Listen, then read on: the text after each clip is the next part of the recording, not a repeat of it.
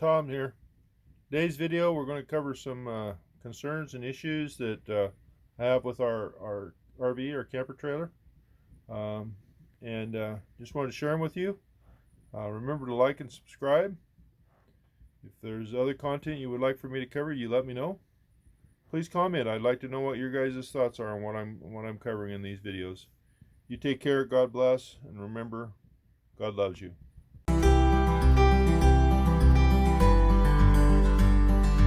Hello, Papa Tom here. First of all, I want to apologize. I was going to do a video on our new generator, but we ended up not using it while we were on holidays. So once I get an opportunity, I will do that. But we were gone for 3 weeks using our RV, our camper here. It's a 2010 Dutchman Kodiak. Excuse the mess, we just got home and we haven't had a chance to clean it all up. I thought I'd address a couple of concerns I have of this particular unit, and I think you might find it in some other units. One is in the back here. We'll turn this around. You have your bunk beds. Turn the light on here. And in these bunk beds, over here there's a storage door, and I'll show you from outside. Up here you can't see it, but there is an emergency window there. But if you're in this bottom bunk here and you need to get out there, there's no way to open that door. Absolutely no way to open that door. Yes, you can get out the top window. It's got an emergency exit. If you can get out, you can get out and get to the bathroom. There's a door there. But if for whatever reason you need to get out that door, not possible. There's also an emergency window here in the bedroom. All they have to do is make a little latch of some sort where you can open that up and get out quick. And I'll show you what that door is from the outside. Here's that door I was showing you. It's locked.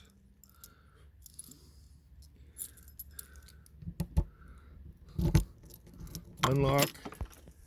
See, there's no way to unlock that from the inside.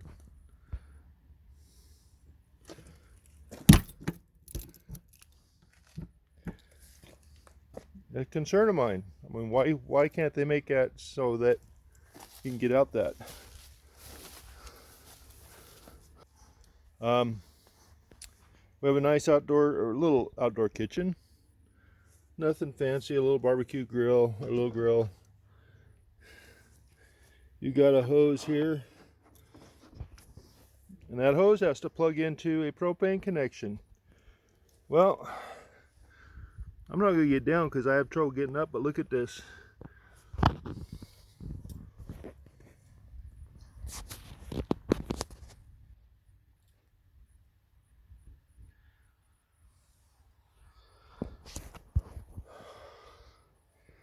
You have to get down on your hands and knees or on your belly and hook up that hose.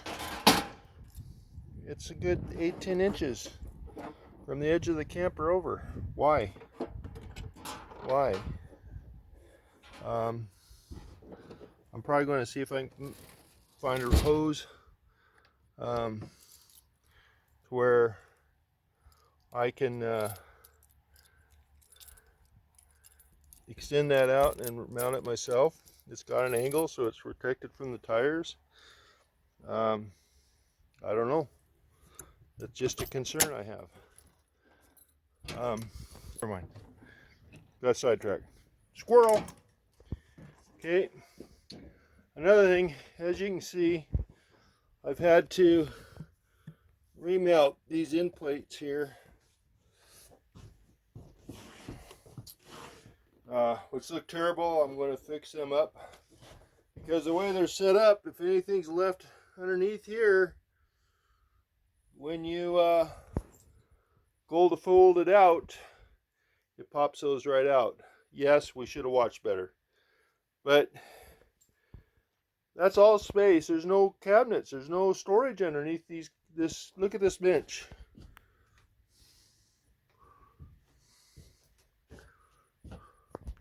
The only storage is open, and we use part of it for the kitty litter box. But there's lost storage. We have another, it's a bed, pull-out couch. We've been using it for a bed. No storage underneath there. Waste of space. This unit, it's a light unit. First one we ever bought. We were naive. I know more now, but it has basically no storage. Another thing, the water pump is up front here, buried deep underneath there. Got to pull all these screws out in order to get to it, to run antifreeze through it. And you'll never guess where how you have to get to the hot water tank. You have to open this up, then there's a cabinet in the back that you have to unscrew in order to get to the hot water tank in order to winterize it. And you know what? No book showed me where any of this stuff was. I had to find it myself. And somebody say, well, go to your RV dealer. Well, you know what? My dealer was a long ways away. My fault. I should have bought local, but we didn't have anybody local at the time. So I had to learn all this by myself. Also, black water tank. The sensors have never worked on this. We've overflowed it a few times because it's always saying it's full. Like right now it's empty. And black is saying it's half full. So other times it says it's full. It has nothing in it, or very little in it, because I dumped it just before we parked it. I do have to rinse it out really good and rinse it out again and clean it.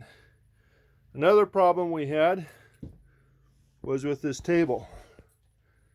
It has folding legs, which I understand, but the way the system was set up, any weight on the table and the legs would collapse. So I've had to take tape and lock the locks in place so that you can move the table and whatever without fear of the legs buckling under. Overall, it's been okay trailer. On this trip we ended up replacing an axle because a hub went out of it, and I'd had the hubs greased and sealed and all that here just a couple years ago, but something happened, a bearing went out or something. Had a little bit of fire in the hub, but fortunately the trailer didn't burn up. So I had to put a whole new axle in because it ruined the spindle. I ran into some challenges there, and I'm not going to be doing any bashing, but there was a RV dealership, a big one, that really didn't help me at all. I ended up paying double what I should have because I had to call basically a road service company that could get me back on the road. Some things to look at when you're looking at an RV is your distance. This only has about a 16 to 18 inch tip out, or here you can see. Look at ones that are going to go further than that. Look at ones that have more storage. The beds in this one here is terrible. We have a special pad on top of our bed, and I still can't sleep on it. 3 weeks of back misery. We're going to have to buy a queen mattress for it. Challenge is there's no room for a real queen, but that's the only thing I can sleep on because I'm so tall. So this is a RV queen that's in there now. See how much distance I got here? I've got 8 inches. 8 inches of space there, and I put a true queen in here, I'll have 3 or 4. And that's another challenge. You know, make the trailer long enough, put a real queen in it. Get rid of these damn RV spec mattresses. I also have replaced the fire extinguisher with a true ABC fire extinguisher. The ones that come in campers I don't feel they're adequate. They're not safe. My wife wants these crackers. So these are just a few things that I wanted to talk about. If you are looking for a new another thing I have done, which has made nice, is all our bulbs are now LED.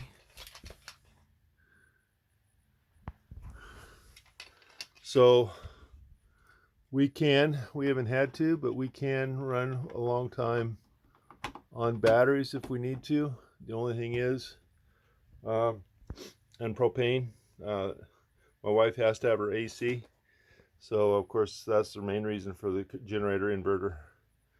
I also see now that you can order a full exhaust fan for your bathroom. See how small that is? I would get the bigger one. Something else I've done because of lack of space is it's basically a curtain rod, shower rod. I put it up above the shower. It's off to the side. You can still stand in this and use it. And then we use that for hanging clothes, drying clothes, extra storage when you're traveling, that kind of stuff. Just little things that we've come up with over the years. Like I say, the beds, we've got the regular mattresses on, and then we put foam on top of that, memory foam, to help make it more comfortable.